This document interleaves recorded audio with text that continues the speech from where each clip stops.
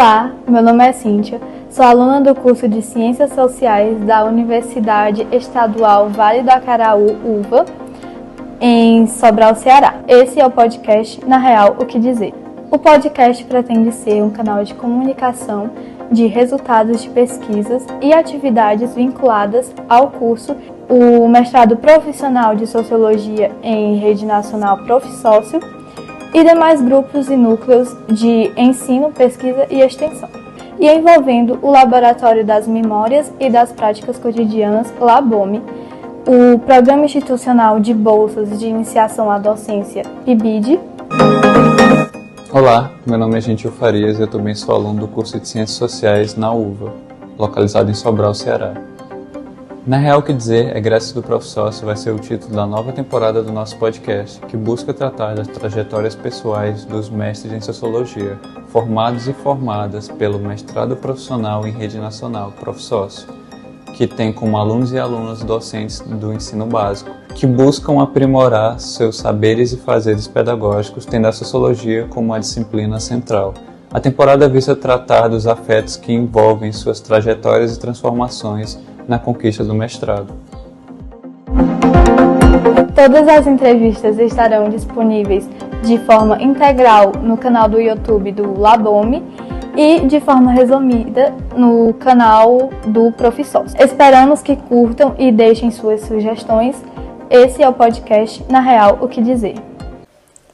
A entrevista foi realizada com o professor Rui Damasceno Miranda, que foi entrevistado pelo professor Nilson Almino Freitas.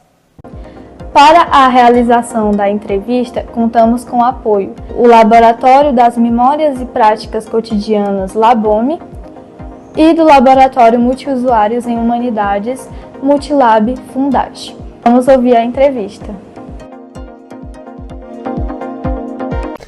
Bom, estamos aqui com o Rui Damasceno, né?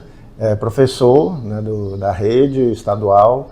Ele foi egresso do ProfSócio, então aqui a gente vai estar fazendo aqui uma entrevista, né, para o podcast Na Real, o que dizer, em que a gente está registrando um pouco a trajetória dos egressos do ProfSócio que estão atuando na docência, para eles falarem um pouquinho da vida, né, de cada um. Então a gente está aqui com o Rui, a gente agradece a presença, Rui.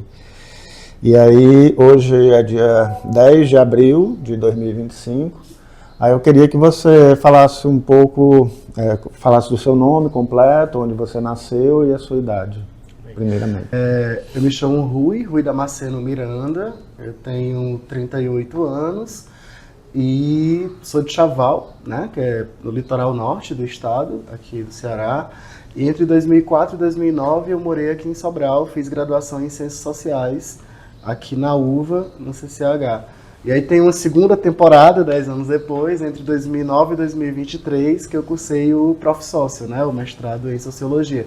Nesse meio de tempo eu estava em sala de aula, fiz o concurso da SEDUC ainda no último período aqui da faculdade, e tenho aí 15 anos de docência, né, sendo que 10 anos entre a graduação e o mestrado, e mais 5 anos, né, de 2019 para cá.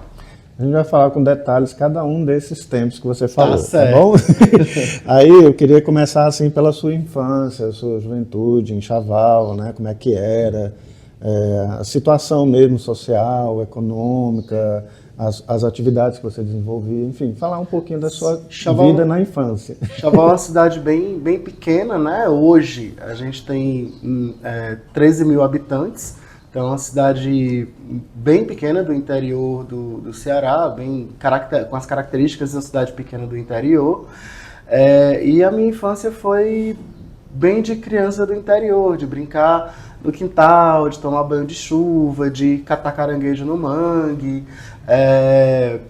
de todas as doenças aí de criança, né, catapora, rubéola, então tudo isso tive. E o que me lembra muito na infância é esse contato com a natureza, subir em árvore, nadar no mangue, né? Essa coisa do sempre brincar muito ao ar livre e sempre uma criança muito curiosa, sabe? De lugares, de conhecer coisas, de aceitar desafios, né? Essa coisa de caçar passarinho e tal. Então, muito dessas brincadeiras voltadas sempre para o ar livre, inclusive à noite, né? A gente brincava na rua, correndo. Então, a minha infância, sempre me vem essa imagem do horizonte, né? De eu olhar para frente e eu ver que tem muita coisa ali na frente, né? Não como um sentido de vista, mas no sentido de um caminho que eu tenho a ir, sabe? E eu lembro muito dessa coisa do horizonte e de não ter muito medo de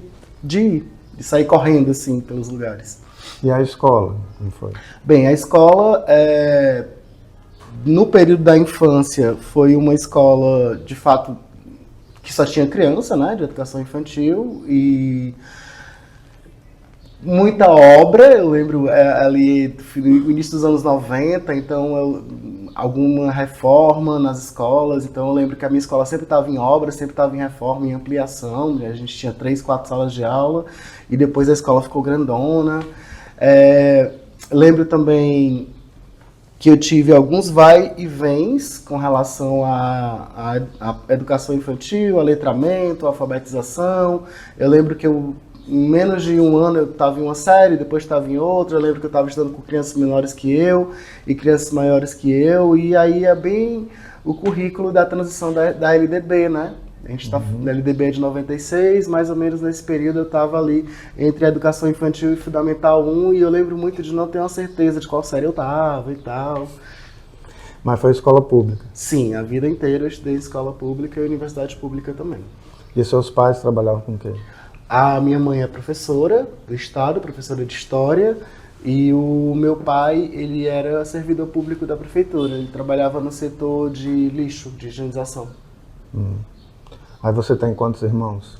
Eu tenho 2 irmãos, um mais velho e uma irmã mais nova, eu sou do meio. Eles fazem o quê? A minha irmã é assistente social, ela trabalha lá no município, na Secretaria de Saúde. E também ela é empresária, né? Ela e o marido têm uma distribuidora de bebidas. E o meu irmão mais velho, ele tem problemas de saúde mental e isso impediu ele de ter uma sociabilidade maior, principalmente na vida adulta. Então ele não tem uma profissão definida. E como foi a sua entrada no ensino superior? Conte aí como foi a história.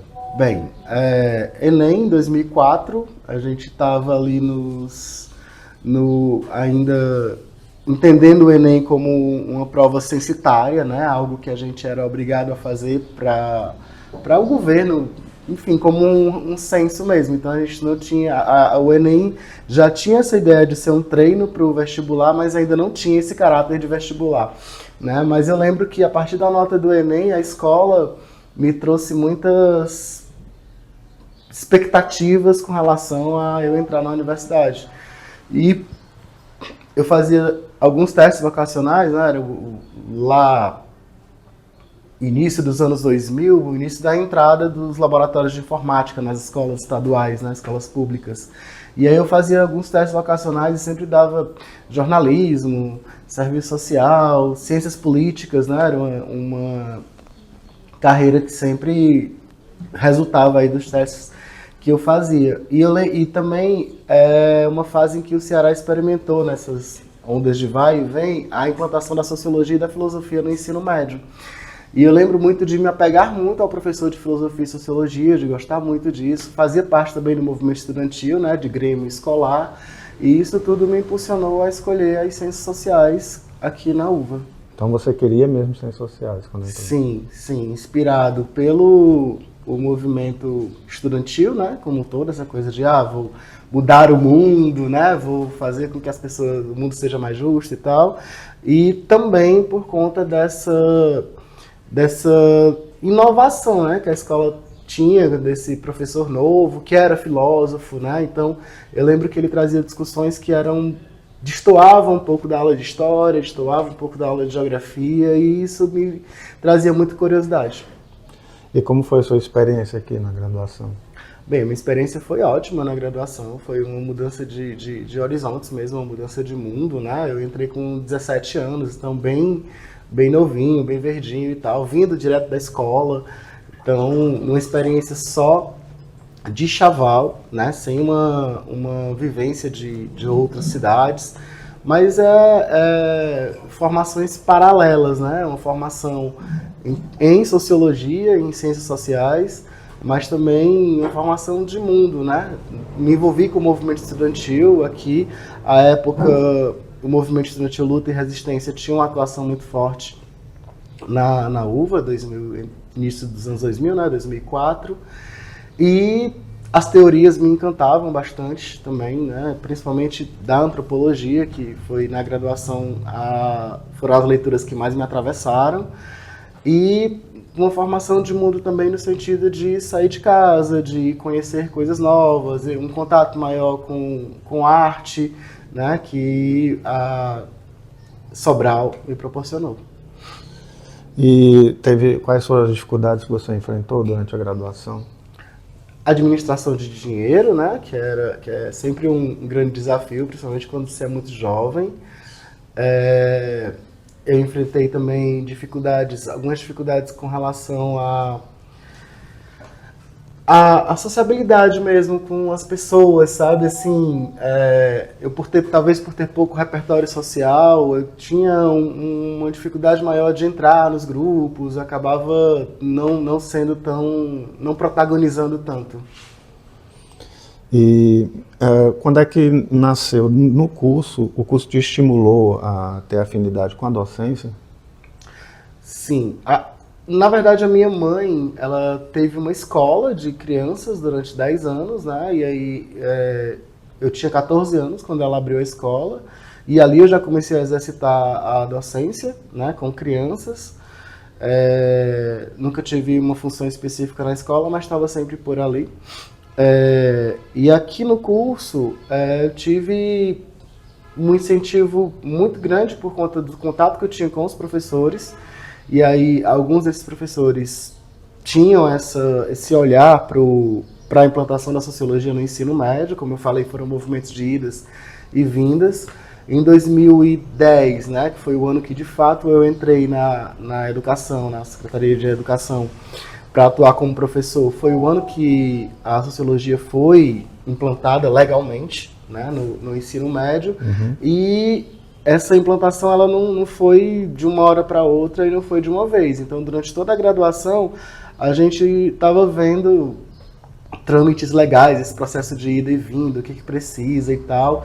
E aí, na disciplina de prática de ensino, já perto da conclusão do curso, a gente pôde ter acesso a leituras mais sólidas, né, sobre essa justificativa da sociologia ser praticada no ensino médio. Uhum. E ali, de fato, eu entendi que ser professor era algo que era encantador, sem falar também na facilidade maior de empregabilidade, né, de entrada no mercado de trabalho.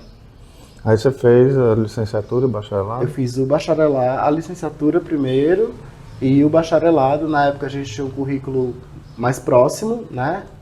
Muitas disciplinas eram comuns. E aí, nos 2 últimos períodos, eu fiz as disciplinas pedagógicas para terminar logo a licenciatura, porque eu já estava visando o concurso. E depois do concurso eu fiquei mais um período e fiz a defesa da monografia e a conclusão das disciplinas do bacharelado.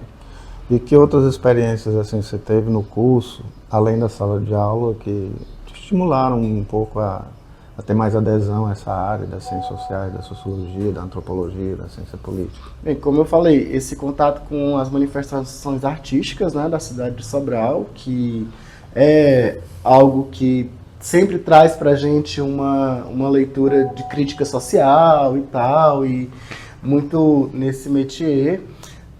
O fato de muita gente no curso estudar a cidade de Sobral, né, também me trazia essa coisa de estar com a história da cidade na ponta da língua, e aí conhecer pessoas que estavam chegando na cidade, falar sobre Sobral, sobre essas questões. E muita gente sempre me disse que eu deveria ser professor, né? Que eu tenho essa coisa do discurso e de fazer com que as pessoas aprendam e tal. E, de fato, foi algo que sempre me encantou do ponto de vista profissional mesmo. Você foi bolsista de alguma coisa? Sim, estagiei no Labome, né, aqui, foi o meu primeiro estágio em Ciências Sociais. E aí eu tive um monte de estágios diferentes, né? Eu trabalhei no fórum durante uma época. Durante os 4 anos de graduação eu sempre substituí professores, tanto da rede municipal quanto da rede estadual, então contato com o chão da escola era constante. Um professor vai indicando para outro, né, que substitui e tal, então acabava que eu sempre estava nas escolas. E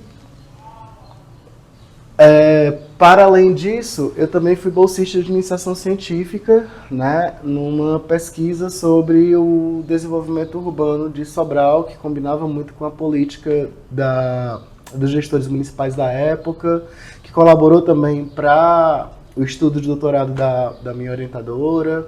Então, acho que o mecanismo que os sociólogos de Sobral criaram com relação a se relacionar com a cidade foi muito favorável para eu me envolver tanto nessas oportunidades de estágio, de bolsa e de pesquisa, mas também para me envolver com a sociologia, né? Porque a gente conseguia praticar ela de fato. Uhum.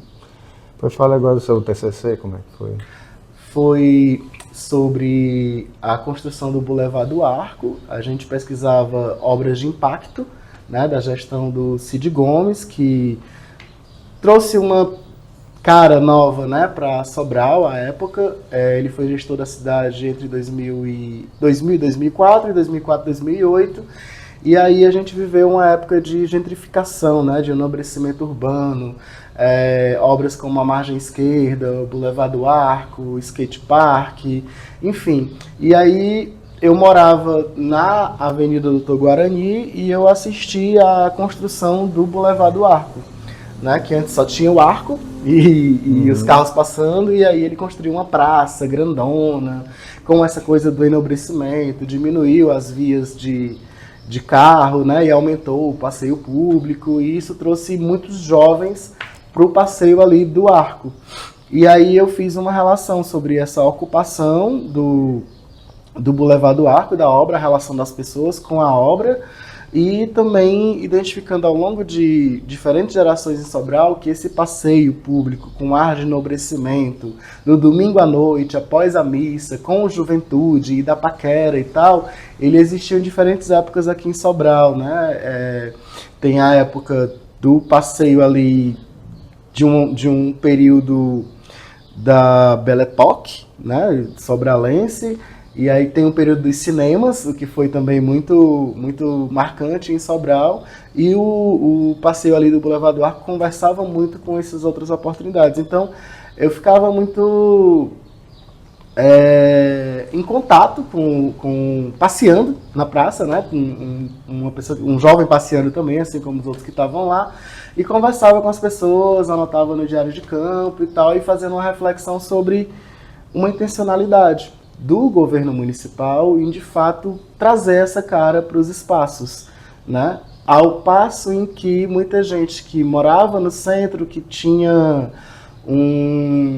uma condição social mais vulnerável, estava sendo afastada do centro. E a gente vê o crescimento das Coabs, né? Que hoje Sobral tem 3 Coabs, né? E uma periferia com um pouco mais de população mesmo, uma periferia mais inchada, né? E aí a construção das obras públicas a partir das Coabs, na minha visão hoje, o impacto disso não faz parte da pesquisa da monografia, mas é uma relação que se faz, uma inferência que eu faço hoje, porém, na época, essa coisa do enobrecimento era o tom, né, da gestão pública. Fala da sua orientadora. A professora Jocleide, né, minha orientadora, uma pessoa que, de fato, mexeu muito comigo em diferentes momentos. Quando eu cheguei no curso, ela era a coordenadora do curso, então eu lembro que eu ficava muito no pé dela, perguntando o que eu podia antecipar de disciplina, e ela, vale, meu Deus, esse menino vai se formar em 1 ano, já se forma. E o contato com ela muito próximo, não só na relação de professor e estudante, mas também numa relação de amizade. Eu frequentava a casa dela, que era uma casa que ela dividia com outros professores e tal, e foi uma pessoa que praticou uma mentoria com relação à minha formação em sociologia, inclusive muito inspiradora do professor, né, de quem eu me tornei de fato. Ela depois virou uma pesquisadora e militante da educação, né, da sociologia na educação, e eu sou um dos herdeiros dessa militância aí, desse apego pela sociologia na educação básica, né. E na licenciatura não teve TCC, né? Na licenciatura foram os relatórios de prática de ensino. E foi aonde? Foi na escola Professor Arruda, Professor Arruda, ali no centro, perto da pracinha do Bosque. Eu analisei a escola, o espaço escolar como um todo e também muitas práticas de sala de aula de sociologia. Inclusive, quando eu fiz o Prof.Sócio, eu fui professor no Professor Arruda, né? Depois de 10 anos da prática de ensino. E na época, junto com a escola, eu também trabalhava com um grupo de mulheres, de senhoras, de idosas, que faziam drama, né? Que é uma prática mais antiga aqui de Sobral, que é uma encenação, um teatro, um sketch, né? Com música, com dança. E a gente trabalhava na recuperação dessas práticas, justamente pensando num grupo de terceira idade.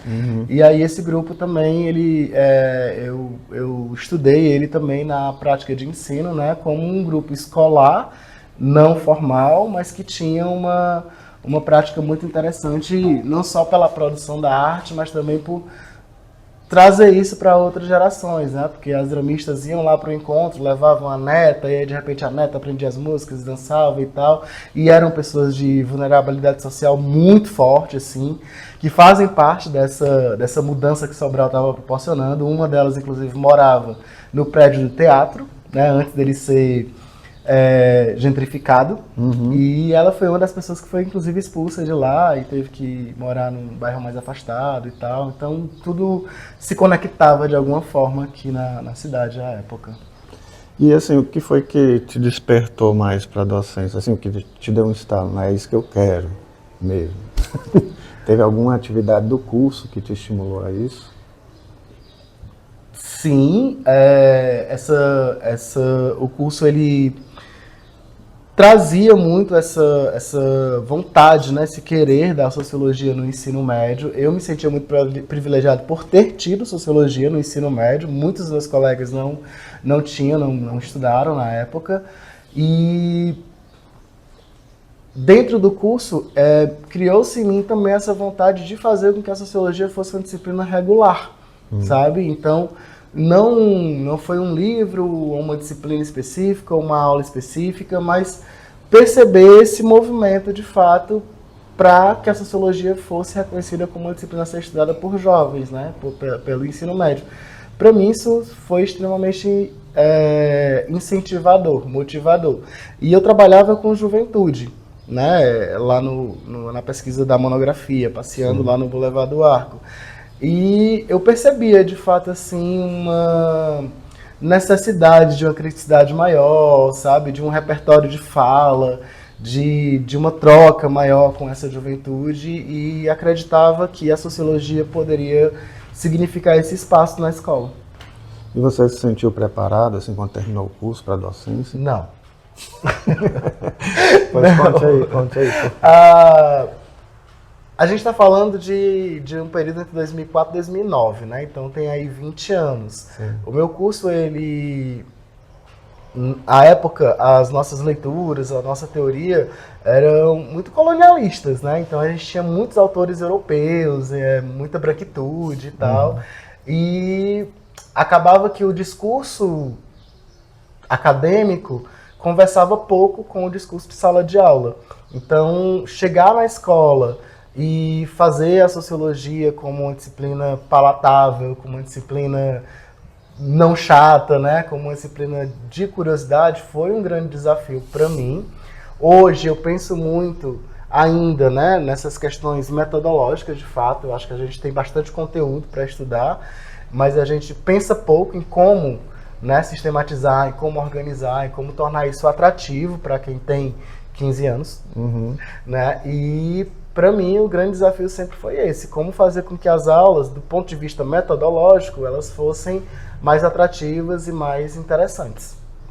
E você falou um pouquinho que durante a graduação você já teve algumas experiências, né, na docência, foi só substituindo pessoas, né? Sim. Mas quando é que você entrou, assim, de fato na docência? Com o concurso, em 2009. Pois conte aí como foi. Em 2009 eu estava me formando em Ciências Sociais. A gente teve um concurso que o governo do estado alongou muito, né? A gente teve aí um certame que durou 5 meses, então foi um semestre aqui da universidade. E aí foi de fato, o certame do concurso foi o meu último período da graduação, da licenciatura. E eu fiz o concurso para Sociologia e fui lotado com Sociologia e comecei a dar aula de fato de Sociologia nas 3 séries do ensino médio. Mas foi para efetivo já, né? Para efetivo. E aí como é que foi essa experiência quando você entrou? Bem, eu tinha 22 anos, né? E eu tinha uma proximidade. Voltando para Chaval, não fiquei aqui em Sobral. Eu optei por assumir o concurso em Chaval e eu tinha um medo muito grande da proximidade, né, da familiaridade. Eu ia trabalhar na mesma escola que eu fui estudante. Alguns dos estudantes da escola eram do meu convívio, né, ali, a gente jovem e tudo. Então, envolvido com um certo medo da autoridade, né, um certo medo de ser professor de fato. Mas, assim, essa minha preocupação com a metodologia da aula, inclusive foi incentivada por isso, a barba também, né? Deixar crescer para parecer mais adulto e tal. Então, tudo isso tem a ver com essa performance docente que eu estava elaborando ali, né? E muito no sentido de trazer para a sala de aula a figura de professor de fato. No fazer de sala de aula, né? Na prática de ensino de fato, eu notei que essa questão do conteúdo, né? Que a gente tinha bastante conteúdo, mas ele ainda precisa de uma organização maior, né? E trabalhando muito nesse sentido, sabe? De trazer para o estudante algo que de fato ele fosse se envolver. E aí consegui inclusive elaborar algumas metodologias de sala de aula que até hoje funcionam. Oh, beleza. E como são essas metodologias? Bem, discussão de gênero, por exemplo, eu costumo ainda pegar uma caixa de brinquedos e aí eu coloco ali, sei lá, um carro rosa, né? Uma bola das princesas Disney. Ao invés de levar um super-herói, eu levo a Mulher Maravilha. E aí eu ponho tudo dentro de uma caixa e levo lá para os meninos e peço que eles separem os brinquedos de menina e os brinquedos de menino. E aí a gente faz uma discussão sobre o papel social, né? De homem e de mulher. Trago lá a frase da Simone de Beauvoir, enfim, e vou, né, trazendo essas discussões sobre o gênero como um papel social ensaiado, trabalhado, desenvolvido depois do nascer e não biologicamente no gene da pessoa. E você teve outras experiências além da docência, assim, profissional, não? Não. Eu sempre trabalhei como professor de ensino médio, né, na escola pública, e como professor em instituições privadas de ensino superior. Então você trabalhou em Chaval e quais foram os outros locais, não é? Parnaíba, Camusim, Jijoca, Granja, em muitos cursos fora de sede. Já rodou um bocado, né? Já rodei bastante. Dei aula no Maranhão, inclusive. Mas tudo como professor do estado? Não, como professor de universidade privada, de faculdade privada. Ah, você deu lá na universidade, então. Sim. Tem uma carreira paralela desde 2010. E quais foram as instituições? Alguns institutos da UVA, né, traindo o movimento. Trabalhei também com faculdades privadas. Aqui a gente tem o Uninta, né, que tem muitos cursos fora de sede. Trabalhei com o Favene, trabalhei com o Uniaselv, enfim, vários institutos que oferecem esses cursos fora de sede. Hoje, inclusive, eu trabalho com cursos EAD. Mas pelo Uninta ainda? Não, hoje eu trabalho na Uniaselv. E como é que você ficou sabendo do Profsócio? A Diocleide. A primeira turma, né, ela ela entrou em contato comigo, falou, Rui, a gente vai lançar o mestrado, prof. sócio e tal, e aí eu organizei a minha documentação, fiz a inscrição e não vim fazer a arguição, né? Tava com problemas pessoais, de saúde e tal, acabei não vindo. E aí me preparei para no ano seguinte fazer. Fiz a seleção no ano seguinte, aprovei, vim fazer todas as etapas e entrei no curso. Sou da segunda turma do Prof. Sócio. E ele foi a sua primeira opção? Foi a minha primeira opção. Eu sempre flertei com os programas de doutorado da UES, UFC, de outras universidades. Nunca perdi o contato com os professores, né? Posso ter passado o contato, mas sempre assim, uma ligação, um oi, um WhatsApp. À medida que as tecnologias iam se aproximando, né, da gente dessa última década também, fui me aproximando dos professores e sempre vendo que me faltava uma oferta para a educação, de fato, sabe? Para o que eu estava fazendo ali. Sempre que eu pensava no mestrado, eu pensava em algo que ia me afastar, vou criar aqui um hiato na minha carreira de professor, vou lá pro Monte Olimpo, aí depois eu desço e continuo minha trajetória. Mas o professor, ele me proporcionou essa coisa do continuar fazendo, do continuar pensando, do continuar elaborando em sala de aula e tendo uma discussão teórica, né, acadêmica, mais aprofundada a partir disso. Foi no Prof. Sócio que eu tive acesso às leituras decolonialistas, à intencionalidade decolonialista dentro da teoria sociológica, o que é algo também que me encanta bastante, que eu consegui levar inclusive para a sala de aula de ensino médio, e casou com a minha intencionalidade. Eu acho que eu entendi um pouco melhor, de fato, essa minha intenção da sociologia no ensino médio fazer sentido, né, quando eu me deparei com o Prof. Sócio, não só com as leituras novas, mas também com os colegas que estavam ali, que eram pessoas que eram professores, trabalhavam 40 horas, que tinham 30 diários, né, para preencher, assim como eu e tal, e que eu me identificava mais, sabe, por conta do fazer docente presente, de fato, ali no curso como um todo. E como foi para você essa experiência de conciliar o mestrado e o trabalho? Foi bem complicado. O primeiro ano eu estava em Chaval e vinha para Sobral às quartas e quintas, que eram os dias em que tinham as disciplinas presenciais do Prof. Sócio. E aí, em 2020, foi deflagrada a pandemia, e aí eu vim para Sobral de vez, né, até para me afastar um pouco mais da minha família. Lá, a minha irmã tinha filho pequeno, a minha mãe idosa já, então fiquei mais isolado aqui em Sobral. O que favoreceu também a atenção à escrita, né, da dissertação do Prof. Sócio.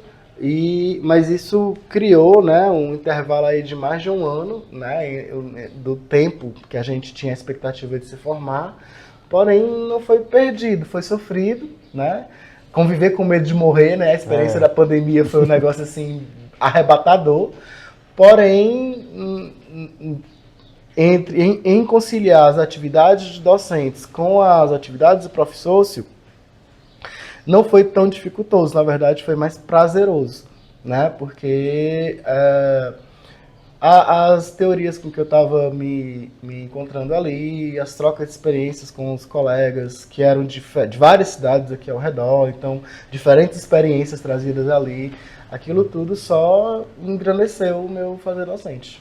Mas durante todo o Prof. Sócio, o seu vínculo continuou sendo com a escola lá em Chaval, né?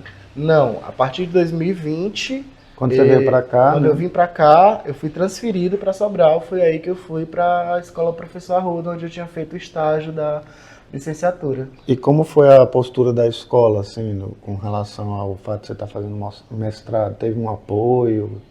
Enfim, teve algum tipo de solidariedade ou não? Não, nenhum. Em rede, né, a CRED orientava as escolas a dispensar o nosso planejamento, mas a dispensar a presença física minha na escola no planejamento. Todo o serviço precisava ser feito, né? E a cobrança era a mesma de professores que não estavam fazendo nenhum curso, nenhuma pós-graduação, nem nada do tipo. Então, foi um pouco mais trabalhoso, né? Eu lembro de ter pouco tempo para viver de fato, né? Quando eu estava estudando, eu estava fazendo as coisas da escola, às vezes era a mesma coisa, às vezes era bem distante e tal, muita planilha. Foi isso. Fala aí do seu TCC, então. Então, a primeira intenção era fazer uma produção de material didático sobre os horizontes entre psicologia e sociologia na escola de ensino médio. Eu trabalhava com automutilação, né? Então fazia muito sentido os meninos estarem usando o corpo para mapear questões de saúde mental, de saúde psicológica. Era de fato assim que significava, era esse o signo da automutilação para aqueles meninos, né? Tipo, eu tô vivendo uma dor aqui que eu não sei lidar com ela, mas transpor isso para o físico faz sentido. Tem um corte, tem sangramento, tem uma ferida ali, né? E isso chamava muito a minha atenção com relação ao tratamento que se dá à saúde física e à saúde mental, né? São tratamentos muito distantes, né? São considerações muito distantes. A gente pensar, por exemplo, numa equipe de trabalho, alguém que pede licença porque, sei lá, quebrou um osso da perna, todo mundo vai entender que aquela pessoa vai ficar de molho por algum tempo, né? Se a pessoa pedir licença por depressão, vão ter vários colegas ali contestando, tá doente mesmo, tá com preguiça, não sei o quê. Então, para o estudante, né, a automutilação ela servia como um dar sentido para uma dor, né? A falta de um atendimento psicológico, psiquiátrico, né, acabava fazendo com que eles usassem o corpo como, de fato, um diário de campo, um diário de bordo, né, onde eles mapeavam as dores deles. Essa questão surgiu para mim, eu era coordenador da escola e trabalhava na coordenação do projeto Professor-Diretor de Turma. Isso em Chaval. Isso em Chaval. Eu passei pouco tempo regendo sala de aula de fato, né? Foram os 3 primeiros anos do estágio probatório e depois eu fiquei em gestão. E aí eu trabalhei em Chaval, em Camusim, em Barroquinha, né? Que são cidades ali vizinhas e tal. E sempre coordenação, fui diretor de escola, enfim.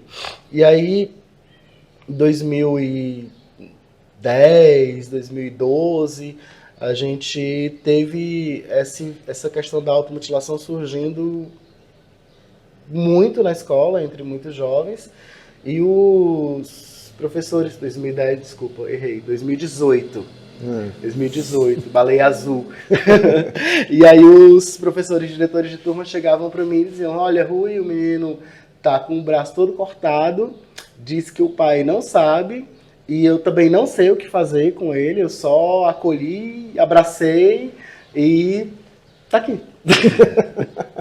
Jogou para você? Jogava para mim. E aí isso se tornou recorrente na escola, vários professores e diretores de turma chegavam com essa demanda para mim. Uma situação extremamente desconfortável, que era ligar para o pai, né, para comunicar a situação, que não podia deixar de ser feita, mas precisava ser feito com muito cuidado, porque a grande maioria dos pais desses meninos não faziam ideia de que eles tinham essa prática. Né? Eu lembro bem de uma interlocutora que ela criou uma queloide no braço com a palavra lixo. Né? E havia uma cicatrização e era notória, era uma escarificação mesmo. Sim. Mas os pais nunca notaram. Né? E aí era mais um ponto de estrangulamento, de sofrimento para ela. Então ela chegava e dizia: de fato eu não sou notada, professor. Sabe? Então, ao mesmo tempo que se tornava um desafio do ponto de vista de gestão escolar, também se tornava um desafio do ponto de vista de acolhimento, né? O que eu vou fazer com esse menino? E eu não podia transferir para o coordenador, porque era eu o coordenador, então não tinha para quem levar, né? E aí administrar essa situação se tornou o projeto de pesquisa do mestrado. Você teve outras dificuldades, além dessas, do contato e dos problemas que ocorrem, né, do ponto de vista da relação com as pessoas? Teve outro tipo de problema, além desses? Sim, sim.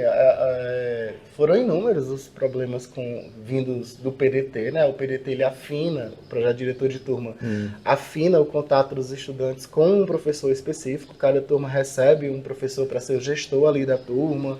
E aí esse professor ele tem um olhar voltado para tudo aquilo que atrapalha a produtividade do estudante, em frequência e em nota, principalmente são os indicadores que a escola mais usa. E aí surgiram muitas coisas, né? Dentre dessa questão da automutilação também, tinha um número muito grande de meninas, principalmente, que eram abusadas sexualmente. E é um problema que até hoje eu não soube direito como lidar, né? Porque já envolvia crime e tal, enfim. A automutilação, ela era um dos problemas mais recorrentes, mas ela servia de fato como anúncio de outros problemas. Nunca era sozinha, nunca era só ela. Foi a Diocleide que te orientou? Não, foi a professora Marina. Ah, Marina. Foi. Certo. Mas foi indicação da Diocleide.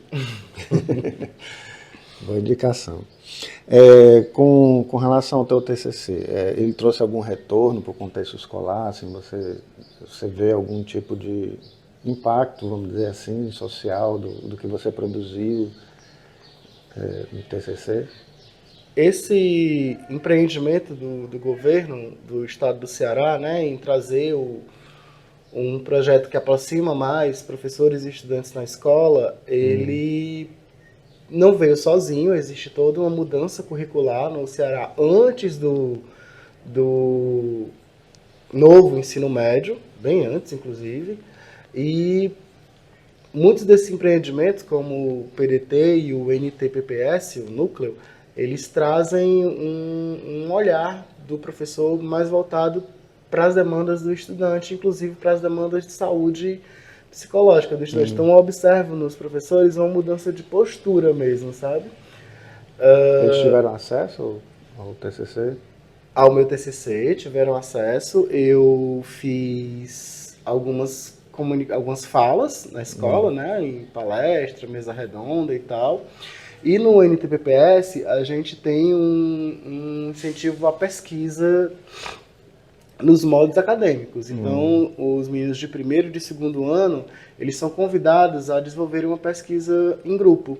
E aí, muitas dessas pesquisas, quando eu voltei para a escola, no pós-pandemia, elas eram voltadas para saúde mental, para saúde emocional e tal. Teve, inclusive, um grupo que mapeou a automutilação na escola, né? Então, foram dados em números, né? Em tabelas e tal. Isso foi bem interessante. E eu sempre orientei esses grupos, né? Que tinham essa curiosidade maior.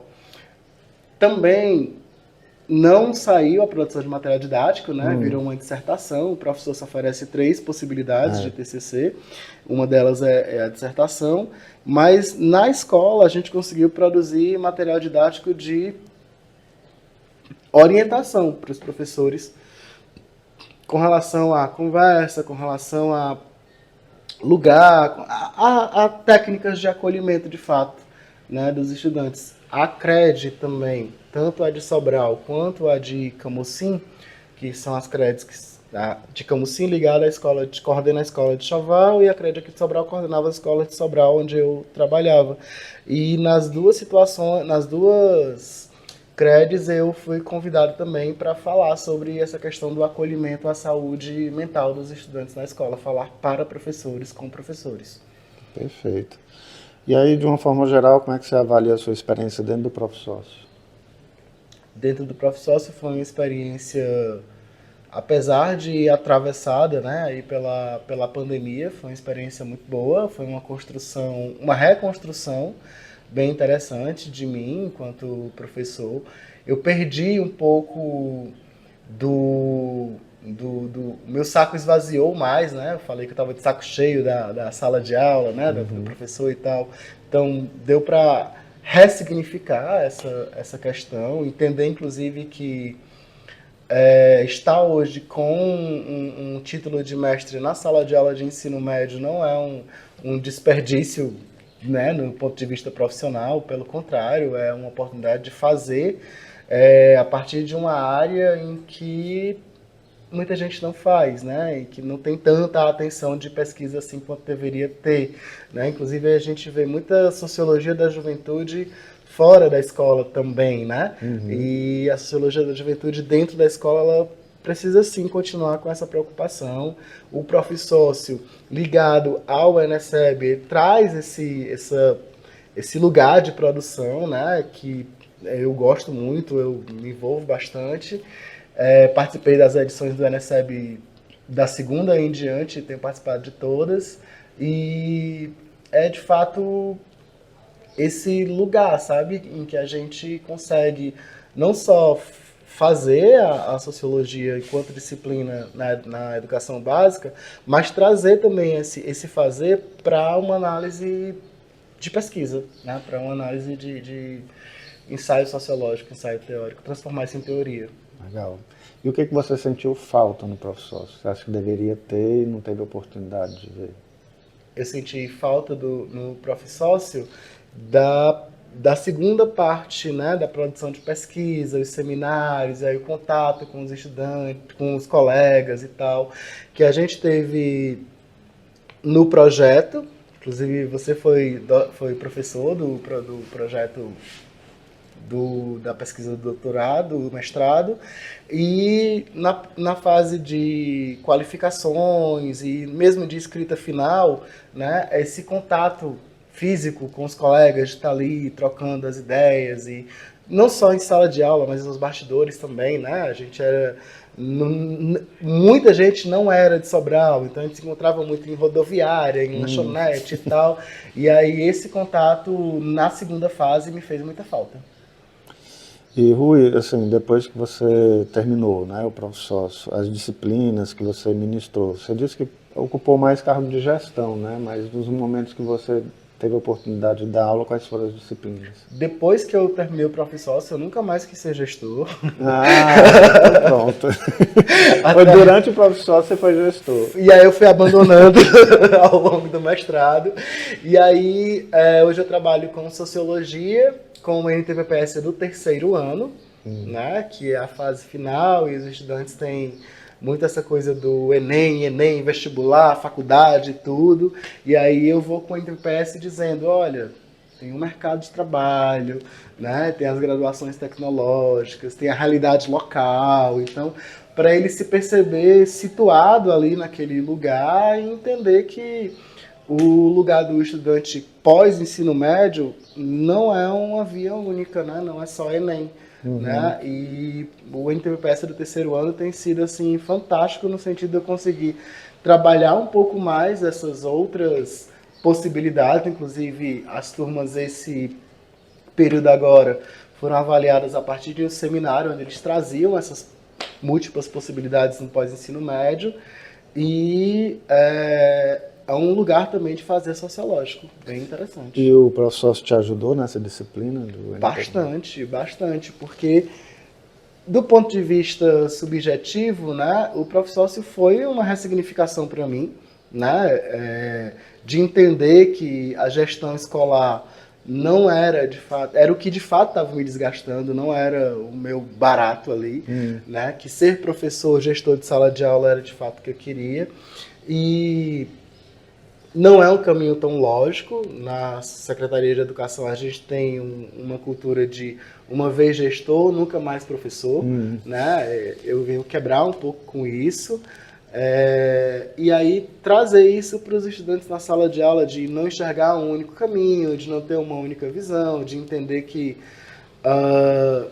as coisas acontecem para as pessoas em tempos diferentes e tal, faz com que eu consiga falar sobre isso com os estudantes e trazer, né, questões para eles de uma maneira mais tranquila, mais fluida. E com relação à reforma do ensino médio, como é que isso impactou no seu cotidiano como docente? Pronto. A reforma do ensino médio, ela, aqui na rede estadual do Ceará, ela já vinha sendo implantada antes dela, de fato, ser chamada com esse nome, né? A gente já tinha aí as escolas profissionalizantes, as escolas de tempo integral, essas investidas metodológicas de PDT, de NTPPS, né? Que é o que eu citei aqui na entrevista. E isso tudo já estava meio que preparando o terreno, né? Com o novo ensino médio, a gente teve uma dificuldade em lidar com os livros didáticos, porque eles foram bem emagrecidos, né? Foram desidratados assim, ao extremo. Então, a gente tinha um livro didático pequenininho para trabalhar as ciências humanas. Então, acontecia em algum tempo, né, os 4 professores, as 4 disciplinas estarem discutindo o mesmo tema ali, e os estudantes já estarem, não aguento mais e tal. E hoje a gente vive uma consolidação disso para um caminho um pouco melhor, né? Começaram as análises de livro didático para o PNLD, que vamos ter um novo ciclo a partir do ano que vem no ensino médio, e a gente já percebe os livros mais gordinhos, né? Com cada livro para uma disciplina específica e tal. Então, esse processo de experimentação doeu um pouquinho, mas a gente percebe que foi uma experimentação bem... Deu ruim, vamos, né, refazer aqui, recalcular a rota. Legal. E os seus projetos assim de futuro na docência, se você pretende continuar a sua formação, enfim? Sim, eu vou participar hoje, inclusive, de um evento no Covil, da UES, né, para falar sobre essa questão da autoviolentação, né, da pessoa, né, que se violenta a partir de questões de saúde e tal. Eu escrevi um artigo sobre isso. Também mandei artigo para o ENESEB para tentar entender esse lugar da saúde mental nesse contexto do novo ensino médio, a partir da legislação que orienta o novo ensino médio. Tem orientações específicas para o olhar da saúde, para a saúde mental do estudante, para a saúde física e psicológica. Fazer essa discussão que acredito eu que pode gerar o projeto de doutorado. Já sabe onde quer fazer, não? Não tenho certeza, ainda não. Mas assim, também não estou muito preso à sociologia, né? A princípio é a sociologia UFC-US, mas eu vi também o doutorado em políticas públicas da UES, que pode ser uma oportunidade bem interessante, já que eu pretendo discutir legislação e tal. Tem o doutorado da USP também em educação, que tem umas discussões assim muito legais sobre essa questão do ensino médio, do novo ensino médio e tal. São leituras que eu estou me aproximando agora e gostando bastante. Então, estou no processo de levantamento, né, de questões aí para ir para o doutorado, inclusive de escrita do projeto, mas é a escrita voltada para esses eventos, que aí já vai engordando o currículo Lattes também. Beleza. Foi muito grato aí pela sua presença aqui, né? A gente agradece mais a sua contribuição, né? Foi muito legal. Eu que agradeço grandemente. Me sinto. Se você quiser falar mais alguma coisa. Eu me sinto lisonjeado, me sinto em casa, né? Essa figura me acolhe há 20 anos, então estamos aqui juntos. Esse lugar foi onde eu comecei a prática sociológica de fato enquanto profissão. Então, tô em casa, tô familiarizado. Aguardem que muitas outras virão. Até mais!